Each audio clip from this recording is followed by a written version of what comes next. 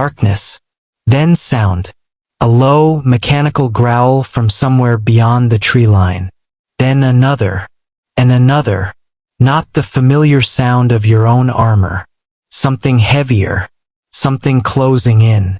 You cannot see them, but you can hear them getting closer. Every hour. Every minute. Closer.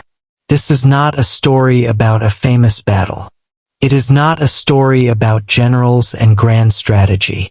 It is the story of ordinary men, thousands of them, caught inside a shrinking circle of steel and fire, listening to the sound of their own end approaching.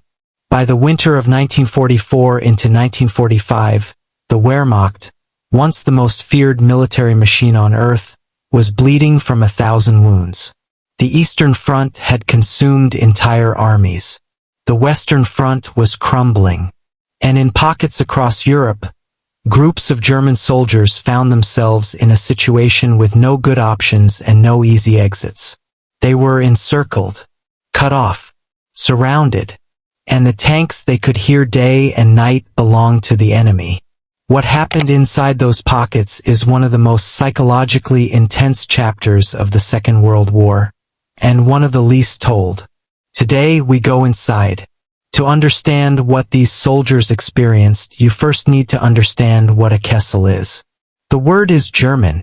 It means cauldron, and that is precisely what it felt like from the inside. A Kessel forms when attacking forces encircle an enemy position, cutting off all supply lines, all escape routes, all communication with the outside world. The trapped force is not immediately destroyed. Instead, it is squeezed.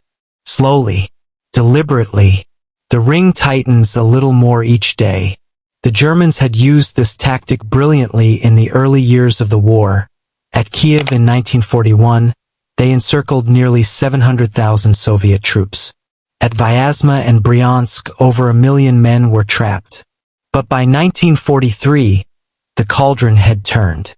Now it was German soldiers staring at maps that showed them completely surrounded, and the lines getting closer. Military historians have studied the psychology of encircled forces extensively, and what they found is remarkable. The human mind, when trapped, goes through a very specific sequence of responses. First, disbelief. Surely a relief force is coming. Surely the high command will not abandon us. This is temporary. Second, bargaining. If we hold this position, if we follow every order, if we conserve ammunition and rations, surely we will survive. Third, the moment of terrible clarity. The relief force is not coming. The situation is not temporary. Every set of tank tracks in the frozen mud outside this perimeter belongs to someone who wants you dead or captured, which in some theaters of this war felt like the same thing. It is in this third stage where the real history begins. We will draw on several of the most documented encirclements of the war: Stalingrad, the Falaise Pocket, the Korsun Cherkassy Pocket, and the Korsun Pocket. Each was different. Each produced extraordinary stories of human endurance, desperation, and sometimes unexpected humanity. But they all shared one thing: the sound of enemy armor, getting closer, every hour. November 19th, 1942. The date that changed everything for the German Sixth Army. Over 1 million Soviet troops launched Operation Uranus, a massive pincer movement north and south of Stalingrad. Within 4 days, the two Soviet spearheads met at Kalakondan. The trap was shut. Inside, approximately 300,000 German and Axis troops. Among them, some of the most experienced soldiers in the Wehrmacht. Men who had marched through France, through Poland, across the steppes of Russia. Men who had never lost. Now they were in a cauldron, and the walls were closing in. Survivors of Stalingrad described the psychological experience in remarkably consistent terms. It was not the fighting that broke men first. It was the waiting and the listening. Joachim Wieder, a German intelligence officer who survived the cauldron, wrote in his memoir, The nights were the worst. You could hear their engines in the dark. Sometimes close, sometimes distant, but always there, always reminding you. The Soviet T-34 tanks, which had terrorized German formations for 2 years, now circled the perimeter like wolves at the edge of firelight. German soldiers could hear the distinctive sound of their wide tracks grinding through frozen ground, a sound that meant the circle was complete. Inside that circle, dwindling food, dwindling ammunition, dwindling hope. Hitler had promised that the Luftwaffe would supply the Sixth Army by air. Field Marshal Paulus, commanding the encircled force, accepted this assurance and ordered his men to hold. The required daily supply tonnage was 700 tons. On the best days, the Luftwaffe delivered around 100. On most days, far less. Fuel was spent. Aircraft were lost to Soviet fighters and flak. The airfield at Potomnik, the lifeline of the pocket, fell to Soviet tanks in January 1943. Men who had entered the winter with full rations now divided a single loaf of bread among 10 soldiers. Horses were slaughtered for meat. Then the horses ran out. But through it all, the tanks kept circling. And the sound kept getting closer. By January 1943, the pocket had been split in two. The northern and southern halves were being crushed independently.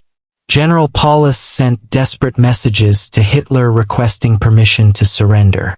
The answer was always no.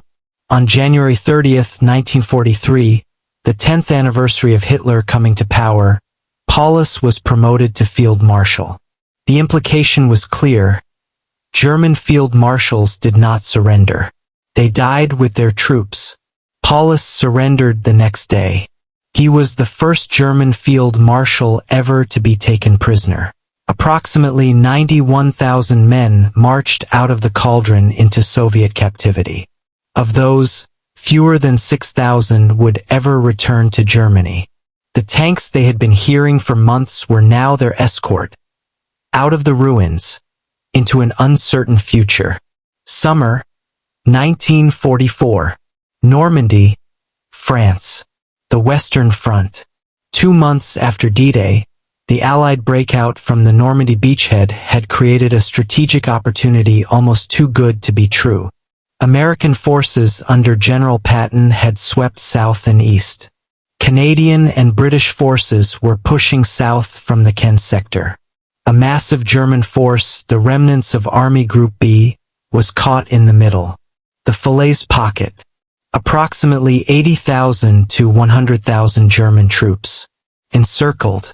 With Allied armor on every side. But this pocket had a crucial difference from Stalingrad. There was a gap. A narrow corridor near Falaise and Argenton that had not yet been fully closed. And through that gap, if they moved fast enough, some men might escape. What followed was one of the most chaotic military movements of the entire war. Tens of thousands of men, many of them veterans of years of combat, many of them barely trained teenagers, tried to force their way through a corridor under relentless Allied air attack and artillery fire. The roads became killing grounds. Allied fighter bombers, the feared Typhoons and P-47 Thunderbolts, flew mission after mission, targeting the dense columns of vehicles and horses. Allied tankers closing in from the south described scenes almost impossible to comprehend. The roads were jammed not just with military vehicles but with horse-drawn supply wagons, because the Wehrmacht, for all its mechanized reputation, still depended enormously on horses. Those horses, terrified by the air attacks, added to the chaos. And through it all, Allied tanks pushed in from every direction. The sound those tanks made, the roar of Shermans and Cromwells and Churchills, was the sound of doom. German soldiers who survived Falaise and later wrote about it described a collapse of all normal military order. Units became separated from their commands. Officers lost contact with their men. Supply chains that had functioned, however imperfectly, simply ceased to exist. One German officer recalled standing at a crossroads as the pocket collapsed, directing traffic, trying to channel desperate men toward the gap, while Allied artillery fell within a few hundred meters. He said the thing he remembered most was not the explosions or the screaming. It was the eyes. Every man who passed him had the same expression. Not fear. Something beyond fear. A kind of hollow numbness. The pocket was fully closed on August 21, 1944. Estimates suggest that roughly 50,000 Germans were captured, and between 10,000 and 15,000 killed. Perhaps 30,000 to 40,000 escaped through the gap. But they escaped without their heavy equipment, their vehicles, most of their artillery. They were no longer an organized fighting force. They were survivors. Falaise was not the end. But it demonstrated something important. That even when an escape route existed, the experience of encirclement, of hearing enemy armor converging from all directions, produced a kind of psychological damage that outlasted the physical ordeal. The men who escaped Falaise fought on, but they were changed, and the sound of tank engines, approaching, always approaching, would follow them for the rest of their lives. January 1944. The Eastern Front in Ukraine. While the world's attention was focused on Italy and the coming invasion of France, a brutal battle was being fought in the snow and mud of the Ukrainian steppe. 2 German corps, approximately 56,000 men, had been encircled by Soviet Marshal Zhukov's forces near the town of Korsun Cherkassy. The Germans called it Cherkassy. The Soviets called it the Korsun salient. History would call it the Little Stalingrad, though the men inside it might have objected to the diminutive. For weeks, relief forces attempted to break through from the outside. And for weeks, the men inside the pocket heard those relief forces, German Tiger tanks, grinding through the mud toward them. But the relief never fully arrived. The story of Korsun Cherkassy is, in some ways, a mirror image of the encirclement experience. The men inside could hear tanks, but which tanks? Were those their own armor fighting toward them? Or Soviet tanks tightening the ring? At night, in freezing temperatures, soldiers would lie in their positions and listen, trying to identify tank engine sounds, trying to determine which direction safety lay. German Panther tanks had a distinctive high-pitched whine from their gearboxes. Soviet T-34s had a deeper, more irregular rumble. When you heard the wrong sound getting closer, you knew. When you heard the right sound, your own armor fighting through to you, hope surged in a way that was almost physically painful. The relief force under General Braith fought through appalling conditions to reach within a few kilometers of the pocket. But the final gap could not be closed against determined Soviet resistance. On the night of February 16, 1944, the order was given. The encircled forces would break out on foot. They would leave behind their heavy weapons, their vehicles, their wounded who could not walk. They would go through the Soviet lines in darkness in a blizzard, and they would either make it or they would die. Approximately 35,000 to 40,000 men formed into columns and moved out into the night. What happened next is one of the most harrowing episodes of the entire war on the Eastern Front. Soviet forces, anticipating the breakout, had positioned T-34 tanks in the darkness. As the German columns moved through the snow, the tanks emerged, firing, crushing, pursuing. The men broke and ran. Officers could not maintain formation. Men threw away their weapons to run faster. Some drowned attempting to cross a partially frozen stream. Some froze to death within sight of the German lines.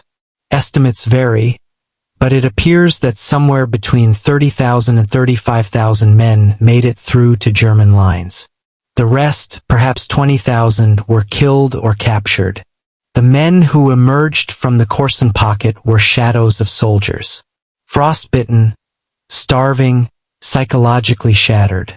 Many could not stop shaking for days. Some reported hearing phantom tank engines for months afterward, waking in the night, convinced the armor was coming again. That phantom sound. That was what encirclement did to a man. For all the military history, the maps, and the casualty figures, the most revealing documents from these encirclements are the letters that soldiers wrote, or tried to write, to their families. The Luftwaffe's airlift into Stalingrad carried not just supplies but mail.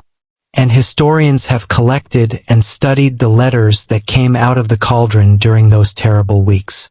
What is striking about these letters is what was not said. Military censorship prohibited soldiers from describing the true situation.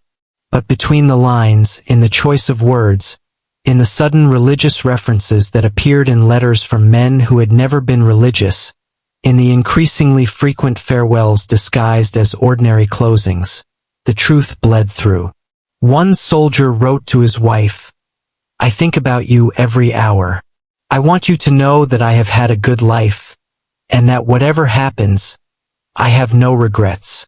He was 23 years old. Another wrote to his parents, "Tell my brother he was right about everything." He was a philosophy student before the war. For the officers commanding encircled units, the experience was different in one crucial way. They knew more. They had access to radio communications. They could read the maps. They understood, often before their men did, that the situation was hopeless. The question they faced, one that military historians and ethicists still debate, was how to use that knowledge. Some officers told their men the truth. They gathered their units together and said, "Here is where we are, here is what we face, here is what I need from you." Others maintained the fiction of relief forces until the very end, reasoning that false hope produced better fighting performance than despair. And some, a significant number, broke. Not outwardly, but inside. The weight of knowing, of sending men to die for ground that could not be held, for objectives that no longer existed, created a kind of moral and psychological fracture that no military training had prepared them for. The men closing the ring had their own experience of these moments. Allied and Soviet tank crews who participated in encirclement operations described something unexpected: the psychological weight of what they were doing. A British tank commander who participated in operations around the Falaise Pocket wrote in his diary that he had expected to feel triumphant. Instead, he felt something closer to sorrow. The German soldiers they were capturing and encountering were not the arrogant conquerors he had imagined. They were exhausted, frightened young men. Many of them visibly relieved that it was over. A Soviet tank officer who participated in the Korsun operation described watching German soldiers emerge from the pocket with their hands up. Not the defiant gesture of a soldier surrendering, but the reflexive gesture of a man who simply has nothing left. War, at these moments, stripped away ideology and revealed only the human. Not all pockets ended in collapse or catastrophic breakout. The Korsun pocket in Latvia is perhaps the strangest chapter in this history. An encirclement that lasted from October 1944 to May 1945. From the German withdrawal from much of the Baltic to the very last day of the war in Europe. Approximately 200,000 German troops were cut off in Kurland after Soviet advances severed their land connection to Germany. Unlike Stalingrad, they had sea access. Supplies and reinforcements could arrive by ship. Evacuation was possible and did occur for some soldiers. But Hitler refused to allow a full evacuation. These divisions were to remain in Kurland, tying down Soviet forces that might otherwise be used against Germany itself. And so they waited, for months, hearing Soviet armor, repelling 6 major Soviet offensives, holding a shrinking perimeter as the war ended everywhere else. Veterans of the Korsun pocket described an experience unlike any other pocket of the war, because they knew from the beginning that they were there not to be rescued but to be expended strategically, that their purpose was not victory but delay. Some found a strange peace in this knowledge. The desperate hope that characterized Stalingrad was absent. There was no relief force to wait for. There was no illusion to maintain. There was only the work. Hold the line, care for your men, survive until something changed. For nearly 7 months they did exactly that. Soviet tanks probed and attacked. German positions held. The pocket shrank slightly but did not collapse. May 8, 1945. Germany surrendered. The war in Europe was over. In Courland, the soldiers in their positions heard the news and waited. Soviet commanders sent messages offering terms. German commanders in the pocket formally surrendered on May 9th. The men who had been trapped for 7 months laid down their weapons and marched into Soviet captivity. Many of them not returning home for years. Courland teaches something essential about the psychology of encirclement.